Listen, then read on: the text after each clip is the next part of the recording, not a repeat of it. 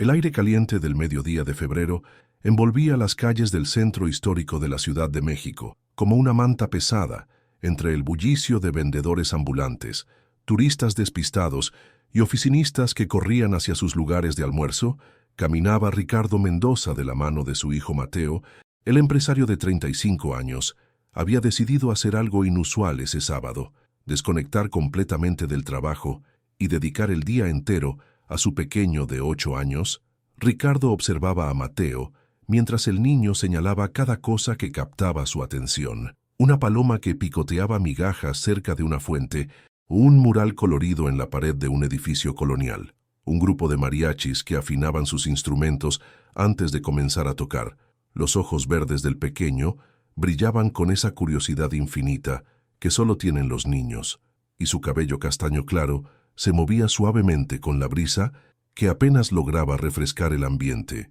No era común que Ricardo se tomara tiempo libre. Su empresa de desarrollo de software había crecido exponencialmente en los últimos años, convirtiéndolo en uno de los empresarios más respetados de su generación. Reuniones, conferencias, viajes de negocios y llamadas urgentes llenaban sus días desde muy temprano hasta muy tarde. Pero esa mañana, cuando Mateo había aparecido en su oficina en casa con una pelota bajo el brazo y una sonrisa que podía derretir el corazón más duro, Ricardo había tomado una decisión impulsiva. «Papá, ¿sabes qué?», había dicho Mateo, balanceándose en los talones como hacía cuando estaba emocionado. «Mi maestra dice que el centro de la ciudad es como un museo gigante. ¿Podríamos ir a explorarlo?». Y así, sin más preparación que meter algunas botellas de agua y snacks en una mochila, habían salido hacia el corazón de la metrópoli. El centro histórico bullía con su mezcla característica de pasado y presente. Edificios coloniales de cantera rosa se alzaban majestuosos junto a comercios modernos, mientras que el aroma de tacos al pastor se mezclaba con el incienso que emanaba de las iglesias abiertas. Las campanas de la Catedral Metropolitana resonaban en la distancia, marcando el paso del tiempo en una ciudad que parecía existir en múltiples épocas simultáneamente. Ricardo había crecido en estos barrios, mucho antes de que el éxito lo llevara a vivir en las colonias exclusivas de Santa Fe. Conocía cada plaza, cada mercado, cada rincón donde los niños jugaban fútbol con latas aplastadas como pelotas. Había elegido este lugar precisamente por esas memorias, porque quería que Mateo conociera las raíces auténticas de su ciudad, que entendiera que la vida real existía más allá de los centros comerciales con aire acondicionado donde normalmente pasaban sus fines de semana. «Mira, papá», exclamó Mateo, deteniéndose frente a un puesto de dulces tradicionales. «¿Qué son esas cosas redondas y brillantes?». «Son cocadas, mijo», respondió Ricardo, sonriendo ante el asombro de su hijo. «Están hechas de coco y azúcar. ¿Quieres probar una?». Mientras compraba una cocada para Mateo, Ricardo no pudo evitar pensar en lo diferente que era su propia infancia de la de su hijo. Él había conocido esos dulces desde muy pequeño, no como una novedad exótica, sino como un lujo ocasional que su familia podía permitirse solo en días especiales. Mateo, en cambio, había crecido rodeado de privilegios que ni siquiera reconocía como tales. No era que Ricardo se arrepintiera del éxito que había logrado. Trabajar 16 horas al día durante años para construir su empresa había valido la pena cuando veía la sonrisa de su hijo, cuando podía darle oportunidades que él mismo nunca había tenido. Pero a veces se preguntaba si en el proceso de crear una vida mejor para Mateo había perdido algo esencial en el camino. El niño masticaba la cocada con expresión pensativa, claramente evaluando este nuevo sabor. «Está buena», declaró finalmente, «pero es muy dulce». «Así son las cosas tradicionales», dijo Ricardo, revolviéndole el cabello. «A veces son más intensas de lo que esperamos». Continuaron caminando hacia la plaza principal, esquivando a vendedores que ofrecían souvenirs, artesanías y antojitos diversos. Mateo se detenía constantemente para observar todo con detenimiento. Un artista callejero que hacía retratos a carboncillo, una anciana que vendía flores de papel de colores brillantes, un grupo de jóvenes que practicaban danza folclórica en una esquina. «Papá», dijo Mateo después de observar durante varios minutos a los bailarines, «¿por qué la gente hace estas cosas en la calle?». Era el tipo de pregunta que Ricardo había aprendido a esperar de su hijo. Mateo tenía una manera de ver el mundo que lo obligaba a él mismo a reflexionar sobre cosas que había dado por sentado. «Porque les gusta compartir lo que saben hacer», respondió, «y también porque es su forma de ganarse la vida. Cada persona tiene talentos especiales, y algunos los usan para hacer feliz a otra gente». Mateo asintió solemnemente, como si estuviera archivando esta información para futuras referencias. Mientras se acercaban a la catedral, Ricardo notó que la multitud se hacía más densa, grupos de turistas tomaban fotografías, familias completas posaban frente a los edificios históricos y vendedores ambulantes navegaban hábilmente entre la gente, ofreciendo agua fresca y sombrillas. Fue entonces cuando Ricardo vio algo que hizo que su paso se ralentizara ligeramente. En una esquina, cerca de un edificio colonial que había sido convertido en museo, había un pequeño grupo de personas en situación de calle. No era una escena inusual en el centro de la ciudad, pero algo en la forma en que estaban agrupados llamó su atención. Un hombre mayor con barba gris estaba sentado en un pedazo de cartón, tocando una guitarra desgastada con cuerdas faltantes. Junto a él, una mujer joven mecía a un bebé mientras extendía una mano hacia los transeúntes, y un poco apartada del grupo, había otra mujer que mantenía la cabeza gacha, casi oculta bajo una gorra de béisbol desteñida. Mateo había notado el grupo también, y Ricardo pudo ver las ruedas girando en la mente de su hijo. «Papá», murmuró el niño bajando la voz instintivamente, «¿esa gente no tiene casa?». La pregunta directa y sin filtros era típica de Mateo. Ricardo había estado esperando este momento, sabiendo que eventualmente su hijo se enfrentaría a las realidades más duras del mundo, fuera de su burbuja de privilegio. «¿Qué es complicado, mijo?», comenzó Ricardo eligiendo sus palabras cuidadosamente. «A veces las personas pasan por momentos muy difíciles, pueden perder su trabajo, enfermarse o simplemente no tener familia que los ayude. La vida no siempre es fácil para todos». Mateo estudió el grupo con esa intensidad que a veces mostraba cuando trataba de entender algo importante.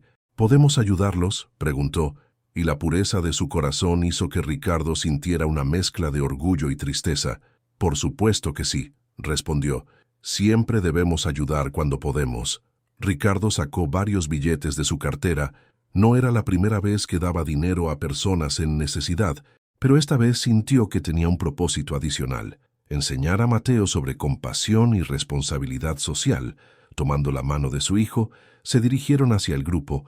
El hombre mayor levantó la vista cuando se acercaron, y Ricardo pudo ver en sus ojos esa mezcla familiar de esperanza y resignación que habla de años de dependencia de la bondad de extraños. «Dios los bendiga», murmuró el hombre cuando Ricardo le extendió algunos billetes. La mujer joven con el bebé también se acercó, su rostro iluminándose con gratitud genuina. No podía tener más de 25 años, pero sus ojos reflejaban una madurez forzada por circunstancias difíciles. «Muchas gracias». «Señor», dijo, estrechando el dinero contra su pecho, «que Dios se lo pague». Ricardo estaba a punto de responder cuando algo inesperado sucedió. La mujer que había estado sentada apartada del grupo, la que mantenía la cabeza gacha bajo la gorra desteñida, se levantó lentamente. Sus movimientos eran deliberados, como si estuviera tomando una decisión importante. Cuando finalmente alzó la vista, Ricardo sintió como si el suelo se moviera bajo sus pies. Bajo la gorra, unos ojos castaños familiares lo miraron con una intensidad que cortó a través de años de separación y olvido. El rostro estaba demacrado, marcado por el sol y las dificultades de una vida que había tomado caminos impensables, pero los rasgos eran inconfundibles. La forma de los labios, la línea delicada de la mandíbula, esas pequeñas pecas que salpicaban el puente de la nariz. Carmen Sánchez, la mujer que había sido su mundo durante 2 años en la universidad, la que había desaparecido de su vida de un día para otro, sin explicación alguna, dejando solo un vacío inexplicable y preguntas que nunca encontraron respuesta. Carmen, que ahora estaba frente a él, en una esquina del centro de México, convertida en una sombra de la estudiante brillante y llena de sueños que había conocido. El tiempo pareció suspenderse. Los sonidos de la ciudad se desvanecieron hasta convertirse en un murmullo distante. Ricardo sintió como si estuviera viendo un fantasma, como si su mente estuviera jugándole una broma cruel. Carmen había sido parte de otra vida, de otra versión de sí mismo. La había buscado durante meses después de su desaparición, Había preguntado a amigos comunes, había visitado los lugares que solían frecuentar juntos, pero era como si se hubiera desvanecido completamente. Pero antes de que Ricardo pudiera procesar completamente la imposibilidad de la situación, antes de que su cerebro lograra formar una palabra, Carmen hizo algo que transformó la sorpresa en shock absoluto. Se dirigió directamente a Mateo. «Hola, Mateo», dijo con una voz ronca, desgastada por el tiempo y las circunstancias, pero cargada de una ternura que era imposible de fingir. El niño, que había estado observando la escena con la curiosidad natural de su edad, la miró con los ojos muy abiertos. No había miedo en su expresión, solo confusión genuina. ¿Cómo era posible que esta mujer, que claramente no formaba parte de su mundo cotidiano, conociera su nombre? «Papá», dijo Mateo, volteando hacia Ricardo con esa confianza absoluta que tienen los niños hacia sus padres. «¿Por qué esa señora sabe mi nombre?». La pregunta resonó en el aire como un eco que se amplificaba hasta convertirse en un rugido en los oídos de Ricardo. Su mundo, que había tenido sentido perfecto apenas unos segundos antes, comenzó a tambalear como un edificio durante un terremoto. Carmen no apartó la mirada de Mateo. Había algo en sus ojos que Ricardo reconoció, pero que no se atrevía a nombrar. Era la misma expresión que él mismo tenía cuando miraba a su hijo. Amor incondicional, protección feroz, esa conexión inexplicable que trasciende las palabras y las circunstancias.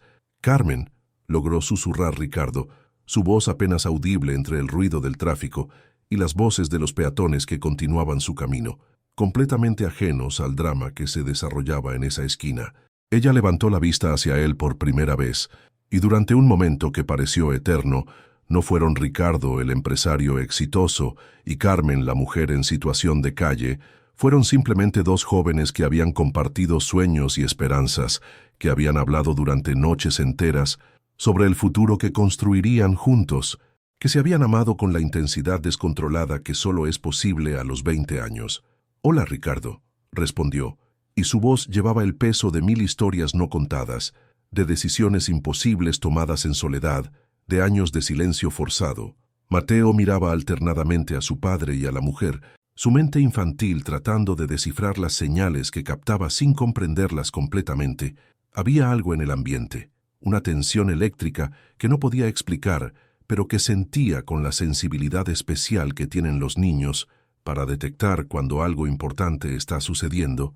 «¿Se conocen?», preguntó el niño. Con esa lógica simple pero devastadora que solo los niños poseen, Ricardo abrió la boca para responder, pero no salió sonido alguno. Su mente era un torbellino de preguntas. ¿Cómo había terminado Carmen en esta situación?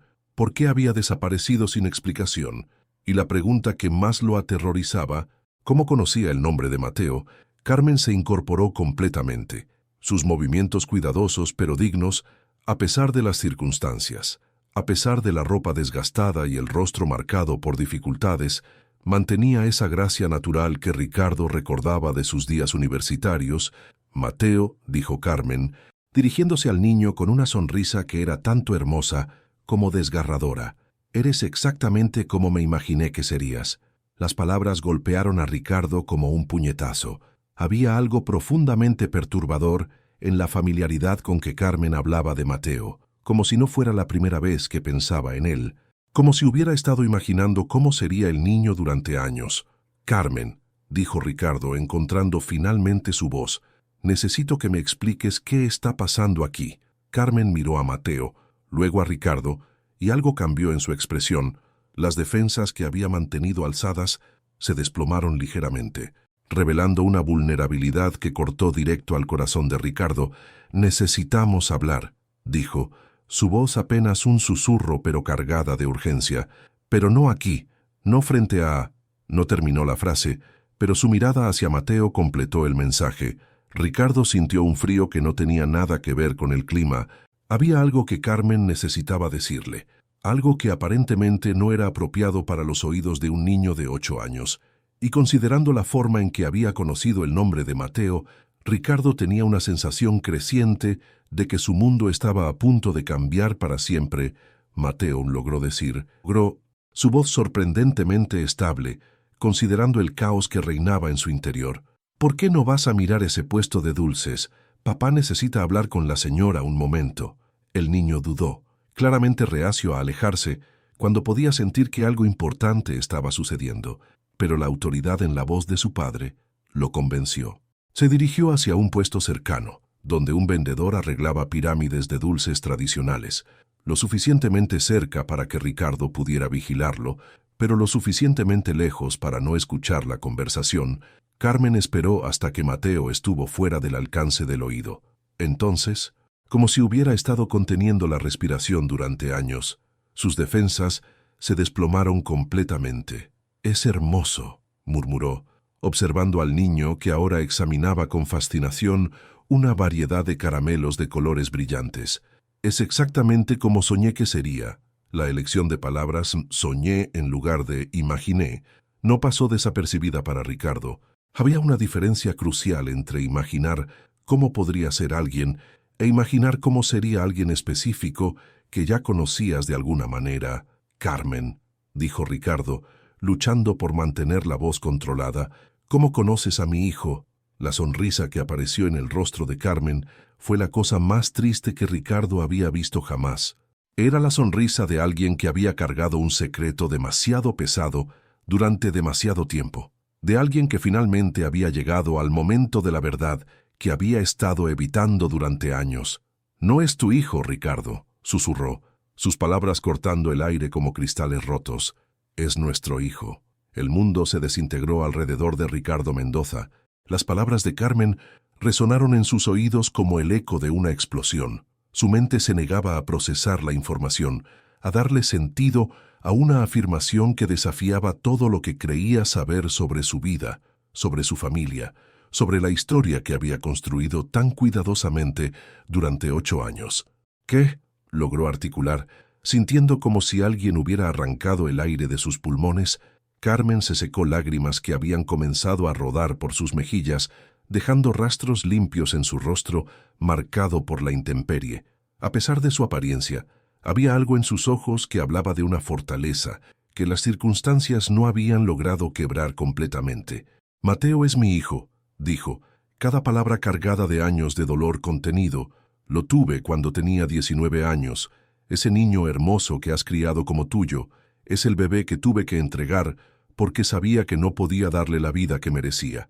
Imágenes fragmentadas comenzaron a bombardear la mente de Ricardo como piezas de un rompecabezas que de repente encajaban de maneras aterradoras. La llamada del orfanato 8 años atrás, la historia del bebé abandonado sin identificación, las fechas que ahora cobraban un significado completamente diferente. Carmen había desaparecido de su vida exactamente 9 años antes, justo en el periodo que correspondería con el embarazo y nacimiento de Mateo. «No», murmuró Ricardo, negando con la cabeza como si pudiera rechazar la realidad por pura fuerza de voluntad. «No, eso es imposible. Mateo fue abandonado en el orfanato por alguien que no podía cuidarlo. Los trabajadores sociales dijeron que no había información sobre la madre, porque yo me aseguré de que no la hubiera», respondió Carmen, su voz quebrada pero firme, «porque necesitaba proteger mi identidad, pero también porque ya sabía exactamente quién iba a adoptarlo». Las implicaciones de las palabras de Carmen golpearon a Ricardo como ondas sísmicas. Su mente corrió hacia atrás, tratando de recordar cada detalle de la adopción. Todo había sido sorprendentemente directo, increíblemente eficiente. El orfanato había contactado específicamente a él. Habían dicho que conocían su situación personal y creían que sería un padre ideal para el bebé. «Tú», comenzó, pero las palabras se atoraron en su garganta. «Yo arreglé todo para que fueras tú quien lo adoptara», confirmó Carmen. «Tenía contactos en servicios sociales a través de mi carrera de psicología.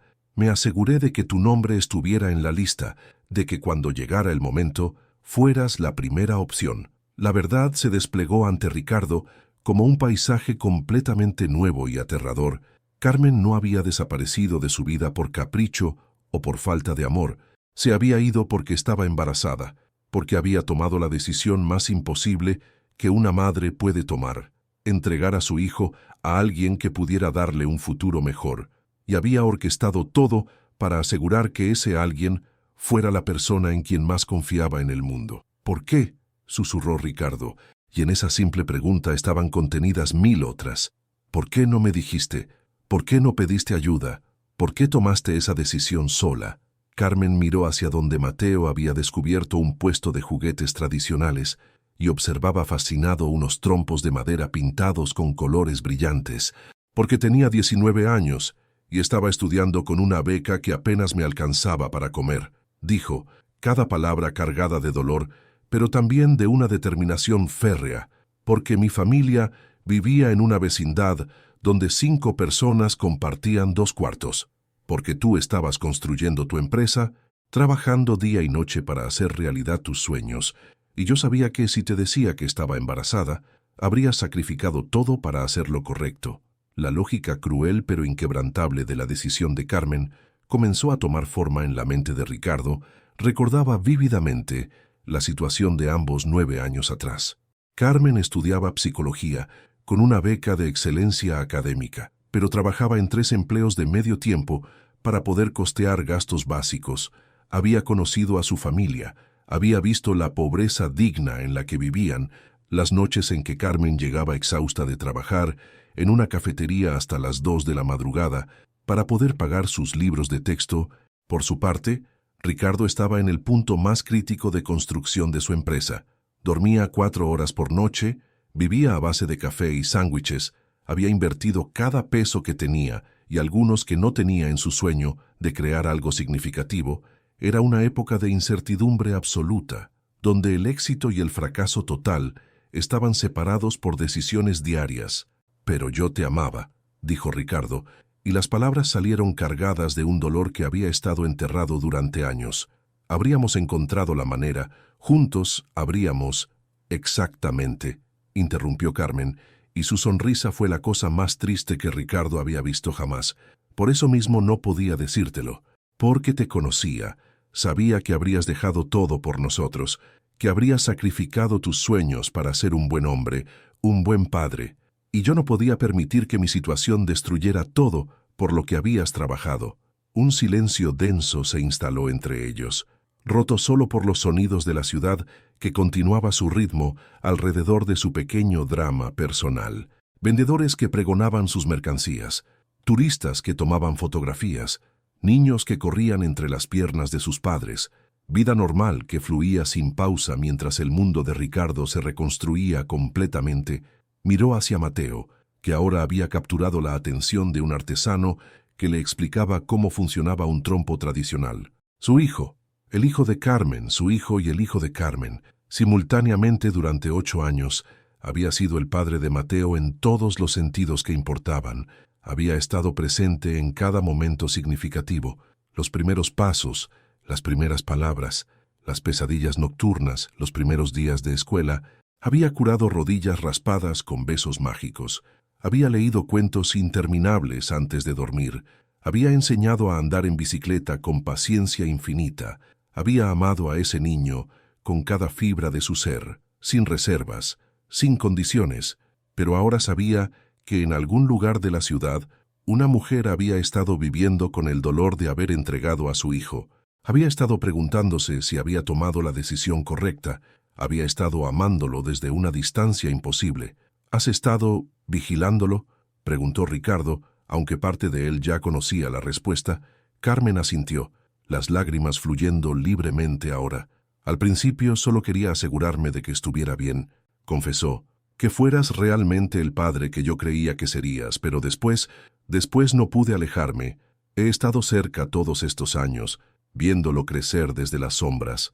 La imagen que Carmen pintaba era devastadora en su ternura y su tragedia, una madre observando a su hijo desde la distancia, alimentándose de vistazos fugaces, conociendo su vida a través de observaciones robadas, sin poder ser nunca parte de ella. Sé que le gusta el fútbol y que siempre pide que le pongan queso extra a sus quesadillas, continuó Carmen, su voz quebrándose. Sé que tiene pesadillas cuando llueve mucho y que duerme abrazando un oso de peluche azul. Sé que es curioso y bondadoso, que siempre pregunta el porqué de las cosas. Cada detalle que Carmen mencionaba era exacto, lo que confirmaba la realidad aterradora de lo que estaba diciendo. No estaba inventando una historia. Realmente había estado observando. Realmente conocía a Mateo de una manera que solo era posible a través de años de vigilancia cuidadosa y amor desesperado. ¿Cómo terminaste? Ricardo hizo un gesto hacia su situación actual, incapaz de terminar la pregunta porque las palabras se sentían demasiado crueles. En la calle, Carmen completó la pregunta con una resignación que hablaba de años de lucha. La vida tiene formas de sorprenderte. Perdí la beca cuando falté demasiado a clases por trabajar tantas horas, sin educación universitaria. Los únicos empleos que conseguía eran de salario mínimo. Me enfermé, perdí el trabajo, no pude pagar la renta. Una cosa llevó a la otra. Ricardo sintió una ira ardiente creciendo en su pecho, no hacia Carmen, sino hacia las circunstancias, hacia un sistema que permitía que una mujer inteligente y determinada cayera en situación de calle, hacia su propia ignorancia de la lucha silenciosa de la mujer que había amado. ¿Por qué no me buscaste cuando las cosas se pusieron difíciles? ¿Por qué no me pediste ayuda? Carmen lo miró con una expresión que mezclaba tristeza y una especie de orgullo feroz. ¿Y qué habría dicho? Hola, Ricardo, soy la exnovia que desapareció misteriosamente de tu vida. Por cierto, resulta que tienes un hijo que no sabías que existía y ahora necesito dinero. ¿No te parece demasiado conveniente? La lógica era cruel pero comprensible. Carmen había tomado una decisión heroica, sacrificando su felicidad por el bienestar de su hijo, y el orgullo le había impedido buscar ayuda cuando las consecuencias de esa decisión la habían llevado a la ruina. Mateo comenzó a caminar de regreso hacia ellos, claramente aburrido de explorar solo y ansioso por reunirse con su padre. Carmen se secó rápidamente las lágrimas y se ajustó la gorra, como si pudiera esconderse nuevamente tras esa barrera de anonimato. «No voy a arruinar su vida», susurró urgentemente. «No después de tanto tiempo, solo necesitaba que supieras la verdad. Necesitaba que supieras que cada día desde que nació he pensado en él, que nunca, ni por un segundo, dejé de amarlo, papá», dijo Mateo cuando llegó hasta ellos, su rostro iluminado por la emoción del descubrimiento. «El Señor me enseñó cómo hacer que el trompo baile por mucho tiempo. ¿Podemos comprar uno?» Ricardo miró a su hijo. Ese niño que había redefinido completamente su comprensión del amor y el propósito, y luego miró a Carmen, la mujer que había hecho el sacrificio más grande imaginable para darle la oportunidad de experimentar ese amor. Su mente era un torbellino de emociones contradictorias. Amor hacia Mateo, que se había vuelto aún más intenso, ahora que conocía la historia completa. Respeto abrumador hacia Carmen por la decisión imposible que había tomado, dolor por los años perdidos, por las oportunidades de felicidad que las circunstancias habían destruido, y una sensación creciente de responsabilidad hacia una situación que no había buscado, pero que ahora era suya para resolver. «Claro, mijo», logró decir. Aunque las palabras se sintieron inadecuadas para la magnitud del momento, «podemos comprarlo en un rato». Carmen se dirigió a Mateo una vez más, y Ricardo pudo ver el esfuerzo sobrehumano que hacía para controlar sus emociones. «Cuida mucho a tu papá, Mateo», le dijo, su voz temblorosa pero llena de un amor tan puro que era casi tangible. «Es un hombre muy bueno». Mateo asintió con esa seriedad que a veces adoptaban los niños cuando intuían que estaban recibiendo información importante, aunque no la comprendieran completamente. «¿La vamos a ver otra vez?», preguntó el niño. Y la inocencia de la pregunta casi destruyó las defensas de Carmen. Ella miró a Ricardo, una pregunta silenciosa pero desesperada en sus ojos. ¿Qué pasaría ahora? ¿Cómo navegarían esta nueva realidad que había emergido de años de secretos enterrados? Ricardo sabía que su respuesta no solo definiría el futuro inmediato, sino potencialmente el resto de sus vidas. Podía pretender que este encuentro nunca había sucedido, llevar a Mateo de vuelta a su vida ordenada y predecible, dejando a Carmen en esa esquina con sus secretos y su dolor, o podía reconocer que la verdad, por complicada que fuera, había cambiado todo para siempre. «Sí», dijo finalmente, su voz firme a pesar de la tormenta emocional que rugía en su interior. «Sí, la vamos a ver otra vez». Carmen cerró los ojos como si estuviera tratando de grabar el momento en su memoria para siempre. «Gracias». Susurró tan bajo que apenas fue audible por encima del ruido de la ciudad. Ricardo tomó la mano de Mateo, pero antes de alejarse, se volvió hacia Carmen una vez más. «¿Dónde puedo encontrarte?» Carmen dudó. claramente luchando entre la esperanza que había mantenido enterrada durante años y el miedo a disrumpir la vida que había ayudado a crear para su hijo. «En el parque de San Juan de Letrán», dijo finalmente. «Todas las mañanas alrededor de las 10 alimento a las palomas allí». Ricardo asintió, grabando la información como si fuera la cosa más importante del mundo, mientras caminaban hacia el puesto de juguetes, donde Mateo quería comprar su trompo. El niño preguntó: «Papá, ¿por qué la señora sabía mi nombre y por qué se veía triste?». Ricardo miró hacia atrás una vez más. Carmen seguía allí, de pie en esa esquina, observándolos alejarse con una expresión que mezclaba dolor y gratitud de maneras que partían el corazón. Sabía que tendría que responder esa pregunta eventualmente, que tendría que encontrar palabras para explicar una historia de amor, sacrificio y decisiones imposibles que era demasiado compleja para resumir en respuestas simples, pero también sabía que tenía tiempo para encontrar esas palabras, para procesar esta nueva realidad, para decidir cómo contar la historia más hermosa y trágica que había conocido jamás. «A veces, mijo», dijo Ricardo, eligiendo sus palabras con el cuidado de alguien que está construyendo un puente hacia el futuro. «Las personas más importantes de nuestras vidas nos encuentran de maneras que no esperamos, y cuando eso pasa, todo cambia, pero cambia para mejor». Mateo reflexionó sobre esta respuesta mientras seleccionaba cuidadosamente un trompo pintado con todos los colores del arco iris. «¿Ella era importante para ti, papá?». La pregunta simple tenía una respuesta infinitamente compleja, una respuesta que involucraba amor perdido, sacrificio heroico y el milagro de encontrar familia en los lugares más inesperados. «Sí, hijo», respondió Ricardo, observando cómo Mateo hacía girar su trompo nuevo con la concentración absoluta de la infancia. Muy importante, y ahora va a ser importante para los dos». Esa noche, después de que Mateo se había quedado dormido abrazando su oso azul y con el trompo nuevo en la mesa de noche, Ricardo se sentó en su estudio tratando de procesar la magnitud de lo que había sucedido. Su vida, que había tenido sentido perfecto esa mañana, ahora era un territorio completamente nuevo que tendría que aprender a navegar, pensó en Carmen, en los años que había pasado observando desde las sombras, en el amor tan puro que había estado dispuesta a sacrificar su propia felicidad por el bienestar de su hijo. Pensó en Mateo, en el niño que había amado como propio sin saber que sus instintos paternales habían estado guiados por una conexión más profunda de lo que jamás había imaginado. Mañana a las 10 en punto estaría en el parque de San Juan de Letrán, alimentando palomas y comenzando a escribir el siguiente capítulo de una historia que había comenzado con un amor joven, había continuado con un sacrificio imposible y ahora tenía la oportunidad de encontrar un final que honrara tanto el amor de un padre como el sacrificio de una madre. La verdad había emergido después de años de silencio y aunque dolía también liberaba. En algún lugar entre el dolor y la liberación había espacio para construir algo hermoso y nuevo, una familia que reconociera que el amor real no se define por la sangre o las circunstancias, sino por la disposición a poner la felicidad de otros por encima de la propia. Y mientras Ricardo finalmente se permitía llorar por primera vez en años, supo que mañana comenzaría el trabajo más importante de su vida, encontrar una manera de que tres corazones que se amaban pudieran finalmente latir como uno solo.